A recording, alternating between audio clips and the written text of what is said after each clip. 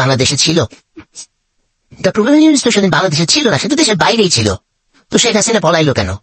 এখন ডক্টর মোহাম্মদ ইউনূস বের হবে আর আপনি চট করে ঢুকে যাবেন, আপনার লোকজন এই স্বপ্ন দেখে। এগুলো শেখ হাসিনার শয়তানি। 2 দিন পর পর নিজে ফোন রেকর্ড করে কোনাতে সেটা ছাড়ে তারপর বুঝায়, আর তো বলার তো জায়গা নাই। এখন তো মনে করেন শেখ হাসিনা যদি কোনো গণমাধ্যমে কোনো কিছু যদি পাঠায় বক্তব্য টক্তব্য দিতে পারেন তো 5 লাখ চামড়া উঠাই দিবে। কোন টেলিভিশন তো আর ইস্যু কিনিতে যাবে না। তো শেখ হাসিনাকে বলবো আমার বাংলা এডিশন নামে যে নতুন পোর্টাল চালু হয়েছে, আমার ফেসবুক ইউটিউব আছে, বাংলা এডিশনে যাবেন, আমার কাছে পাঠান, আমি চালাবো। আমার কিন্তু ওই ভয় নাই, কারণ আমি তো এতদিন আপনার দালালি করিনি। আমি চালাইতে আমার কাছে দিয়ে আপনি যা যা বলতে মন চাই ম্যাডাম আপনি দিয়ে আমি চালাবো। এখন